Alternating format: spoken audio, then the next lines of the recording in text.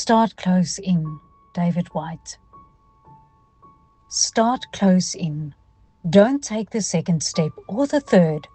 Start with the first thing close in, the step you don't want to take. Start with the ground you know, the pale ground beneath your feet, your own way to begin the conversation. Start with your own question. Give up on other people's questions. Don't let them smother something simple. To hear another's voice, follow your own voice. Wait until that voice becomes an intimate, private ear that can really listen to another. Start right now. Take a small step you can call your own. Don't follow someone else's heroics. Be humble and focused. Start close in. Don't mistake that other for your own. Start close in.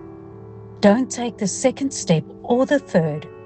Start with the first thing close in, the step you don't want to take.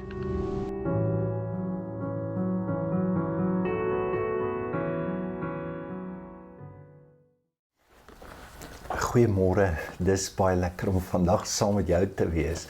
Ons praat vandag oor die oor. Jy het seker al gesien dat swanger mammies speel partykeer musiek op hulle maag. Daar's baie goeie rede daarvoor. Want 'n baba en 'n fetus kan al hoor na 18 weke.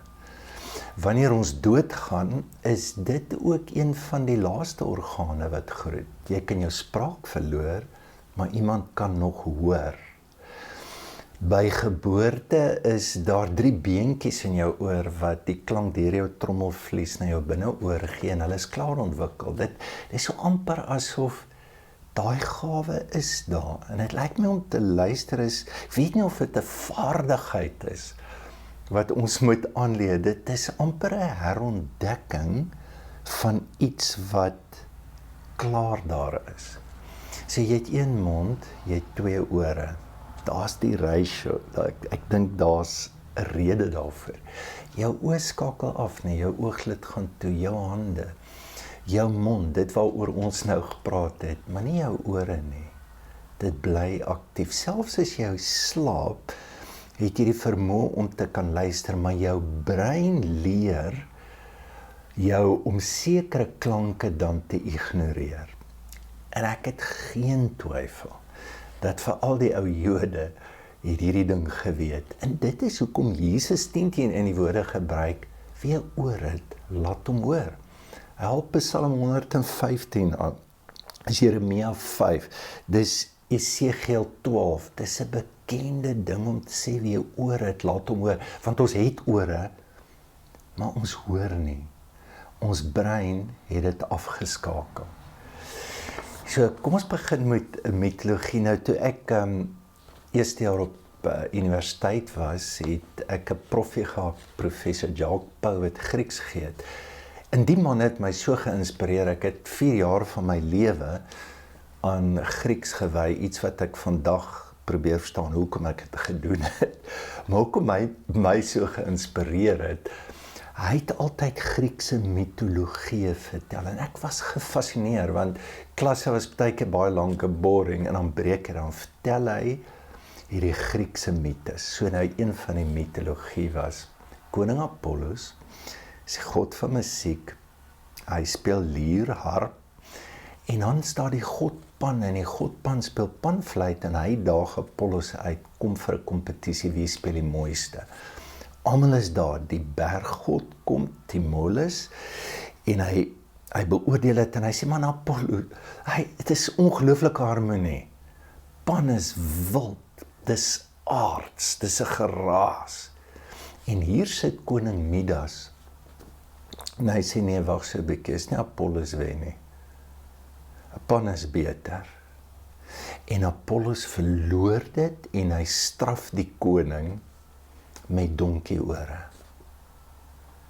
En net een persoon het geweet van die donkieore, die haarkapper. En hy kon nie meer daai geheim hou nie, toe grawe hy 'n gat.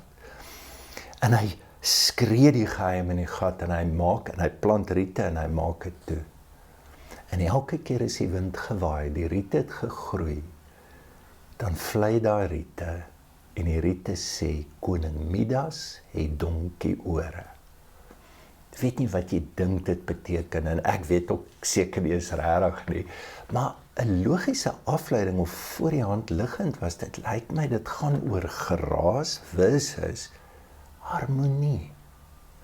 Dit gaan oor ons donkieore, en wat koning Midas gedoen het, hy het 'n misgedraai, dit wegsteek, dat niemand dit kan sien nie.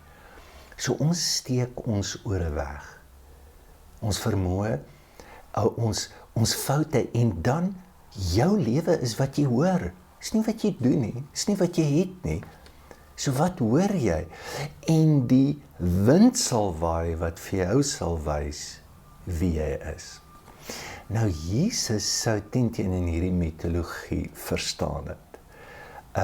En hy sou dit teen geken het. So op 'n dag, toe staan hy in Caesarea Philippi, en hy staan en hy sê, Petrus, op hierdie rots gaan ek my kerk bou, nê? En die poorte van die doderyk gaan dit nie oorweldig. Nou daai poorte lyk min of meer so, en hulle het glo die God Pan bly daar. En Jesus sê die koninkryk sal nie hierdie poorte sal dit nie oorweldig nie. En nou dink ek net, wonder wat sou 'n ou wat nou daar staan het, verstaan het, wat sê Jesus nou? Die God Pan is die ou wat geraas maak, die ou wat uit harmonie lewe, en gaan die mense wat Jesus volg se lewe in harmonie kan wees, in vrede kan wees. Dit is dalk dit. Maar Jesus vertel ook 'n storie oor luister. Hier is sy storie, nie sy gelykenis van die saaier. Nou, die jammerte is, met die gelykenis van die saaier, is dat die Grieks het nie hoofstukke en verse of opskrifte nie, dis maar die Bybelvertalers. En ons het gekies om die gelykenis van die saad te maak, die klem op die Bybel en die saad. Ek onthou as kind, as die Bybelgenootskap kom, was dit altyd gelees, en die saaier was die prediker. En dan sal hierdie ongehoorsame mense, die pad, die vlakmense, en dan die dorings, en dan die mense wat regtig luister. Maar ek dink dis veel dieper. Jy weet, ek dink, ons moet baie versigtig wees om te dink, die saaier is die prediker. Ek dink glad nie so nie. God is die saaier. En dat hierdie saad is nie net die Bybel nie. Dis God se woord. Jy moet onthou, net die mense wat daar staan, weet, as Timoteus sê, die hele skrif deur God ingegee, praat hy nie eens van die Nuwe Testament nie. Inteendeel, die mense wat hier staan, het nie eens die Nuwe Testament nie. Hier's 'n beter blik, luister bietjie, en ek het geen twyfel dat Jesus sou hierdie skrif baie goed geken het. Want soos die reën en die sneeu van die hemel neerdal en daarin nie terugkeer nie, maar die aarde deurvogtig en maak dat dit voortbring en uitsprei en saad gee aan die saaier en die brood en die eter, so sal my woord wees wat uit my mond uitgaan. Dit sal nie leeg na my terugkeer nie, maar doen wat my behaag en voorspoedig wees in alles waartoe ek dit stuur. Is beautiful. God se woorde reën. Dit kom uit baie plekke uit. Dis sy hele skepping wat ook woorde het. Dis mense, dis gebeurtenisse. God is, hierdie aarde is vol van sy stem. So 'n mens kan amper sê, dis soos reën. Maar as jy na reën kyk, dit kom nie uit een wolkie uit nie. Reën kan kom uit 'n waterval. Van water wat dit kan kom van dou, daar is 'n legio maniere. Maar hier is die probleem. En dis wanneer ons dink die saaier is ons wat die woord van God net gee. Ja, ons doen. Maar as jy, die probleem met die saaier is die volgende, die probleem met ons harte is die volgende. So, dis soos 'n boer, nou sien hy het reën, dan bou hy sluise. En weet jy wat doen hy? Hy begin die water te beheer, en dis die probleem. Later verloor jy perspektief. Jy dink dat jy die water is. En jy het beheer oor die grond met jou sluis en hoe die water beheer. So hierdie is 'n gelykenis oor ons hart en Jesus sê, dat ons sukkel daarmee, dat ons is maar soos daai boer, ons bou die sluise, ons beheer die water. Wat kan ons doen dat ons harte oop gaan voor God? So, ek het gedink aan 'n paar goed. So die gelykenis van die saaiër gaan nie oor 4 tipe mense wat 4 verskillende harte het nie. Dit gaan oor een mens. En die pad is in my. Die afwesigheid van diepte is in my. Die dorings is in my. Die vrugbare grond is my. Dit gaan eerder oor, ons moet eerder dink aan 'n proses wat my hart nodig het om te gaan, om die Bybelse woorde te doen van, en hy sal die hart van klip uithaal, hy sal die harde pad uithaal, en hy sal vir jou hart van vlees gee, met ander woorde, 'n hart wat regtig kan voel. So, kom ons sê net vinnig 'n paar goed. Die pad. Ons is, alles wat ons hoor, filtreer ons, nee, hoekom?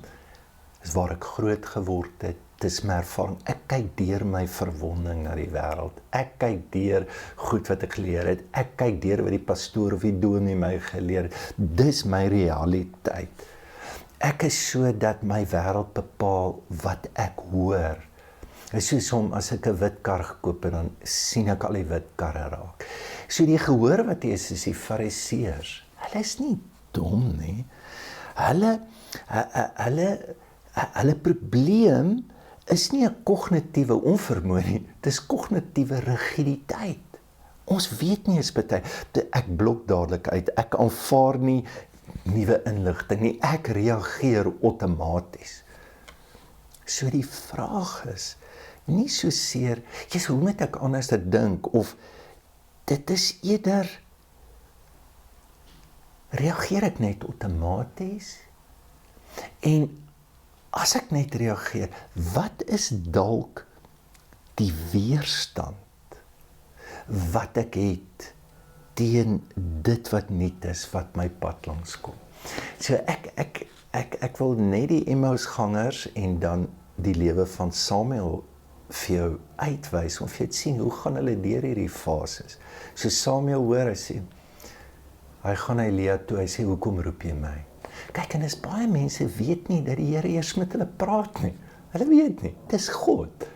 Jy sien, dis die pad, is weg. Die Emmausgangers, Jesus loop langs, hulle praat en hulle weet nie, dis hy sê nie, ons het nie hoop nie. So hulle lewe en hulle ervaring van die hartseer van die kruisiging, dit bepaal hulle lewe. Nou gaan dit verder. Die tweede fase is, dis nie net wat weggekeer het, hierdie persoon neem het aan en sê hy ontvang het met blydskap. Met ander woorde, die woord beteken iets. Dit skiet wortel, dit begin te groei. Dit is, hier kom feite wat sin maak, hier kom goed wat my lewe gee. Dit is 'n amazing ervaring. Maar dit is ook die gevaar, dat dit kan net my lewe word. Ek raak verslaaf van, hy het my blydskap al na die emosie wat godsdiens vir my kan gee. Dit is nie verkeerd nie. Het is verkeerd as ek net dit is. Het is interessant dat met geheelstudies sê hulle, as jy iets leer, as jy slaap in die aand, dan word daai goed verwerk met jou bestaande ervarings en langtermyn geheue word dit gekonsolideer.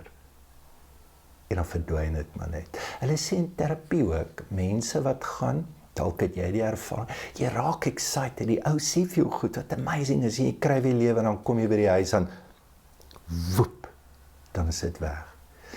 Ignatius sou jou waarsku teen wat hy genoem het, 'n false consolation. So dit beteken, hy het gepraat van desolation, consolation, jy voel met tye die warmte, nabyheid van die Here, en jy voel baie keer die afwesigheid, die verlatenheid. Hy sê, maar pas op vir net, as jy net gaan vir dit wat goed voel. Ek bedoel, dis soos, vir my sal dit visvang wees. Ek voel altyd kry as ek visvang, maar die Here wil nie. So, 'n luister kan op hierdie plek verwerk word, dat dit altyd gaan omdat dit 'n positiewe ervaring is. So in die Emmaus verhaal, hulle weet nie dis Jesus, hier kom 'n tweede vlak. Hy open vir hulle die skrifte en dit word vir hulle amazing. Dit nou raak hulle opgewonde. Die storie van Samuel is, Samuel sê vir hom, nee, gaan terug.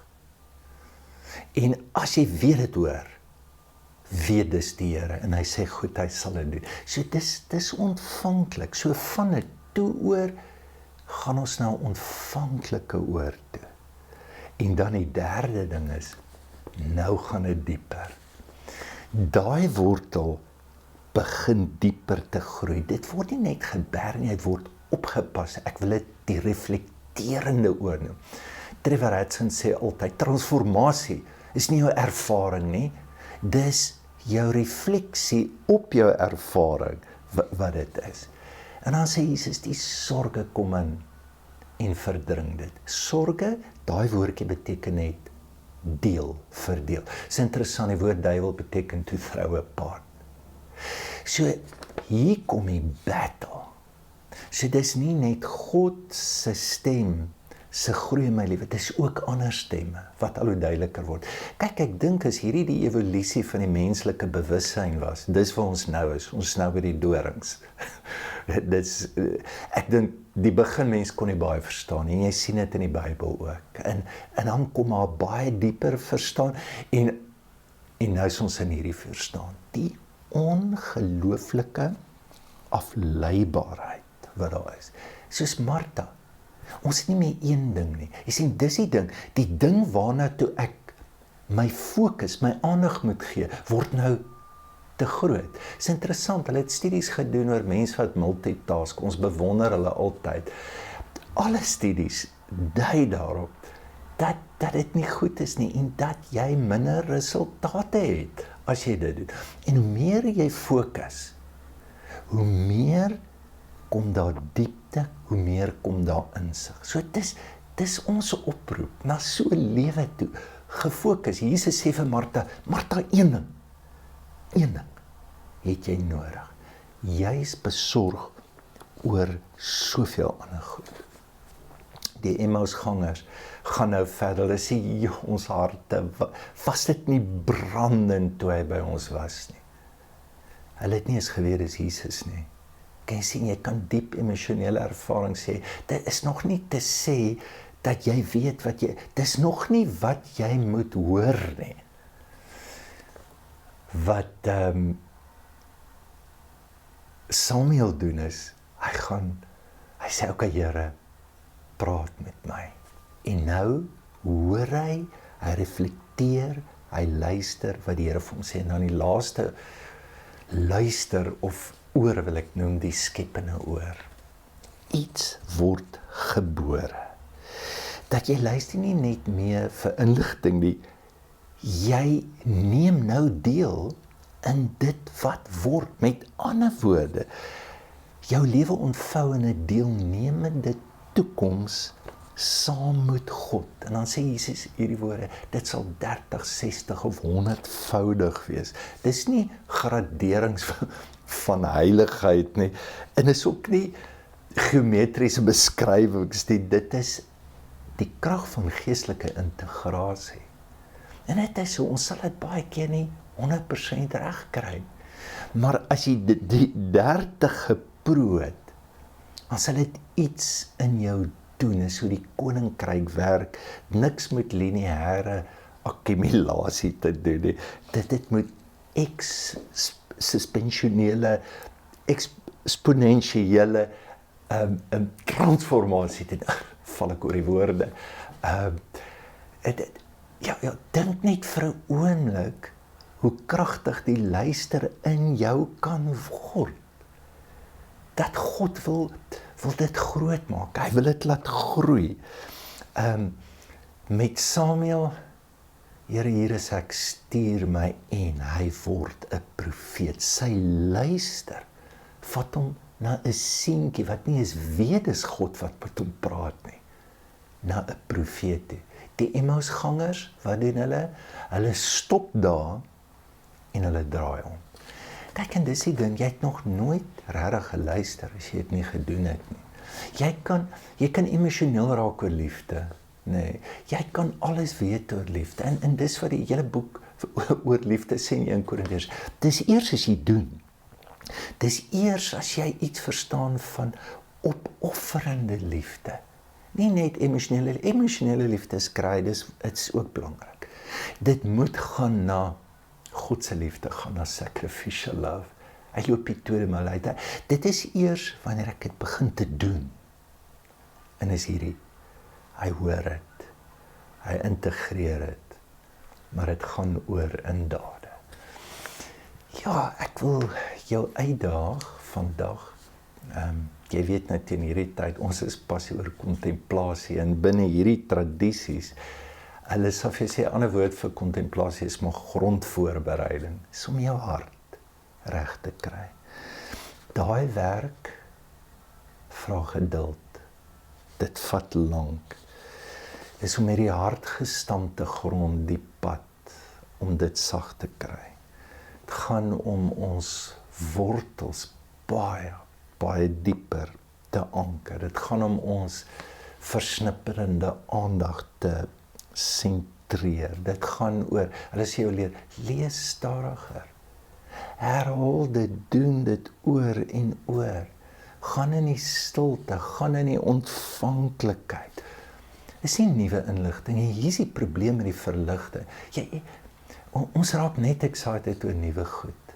Verander niks in jou. Meister Eckhart het gesê, God is not found in the soul by adding anything, but by the process of subtraction. Mag die weerstand wat jy voel teen goed, daai onbliklike outomatiese reflekse, mag jy bewus raak van dit.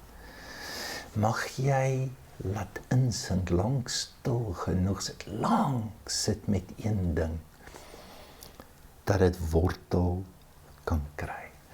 En mag jou volle aandag na God toe gaan. Kom ons bid saam. Here, dankie vir die reën wat uit hierdie hemel val. En dankie vir ons ore, ons vermoë wat gees om te luister. Help ons om te hoor. Amen. Dankie dat jy saamgekuier het. Ek het een ding vergeet. Jesus sê, is nie wat jy hoor nie, dis hoe jy hoor. Wat is dalk die saad? Die hoe is jou hart. En mag hierdie week, mag jy ervaar hoe God jou hart bewerk. Dankie ook vir julle ondersteuning, vir daai gee van julle, vir dit wat ons doen by Envia. As jy so voel, dan kan jy deur SnapScan gee of som op die webloer. Mag jy 'n wonderlike tyd hê en mag die reën jou nat maak.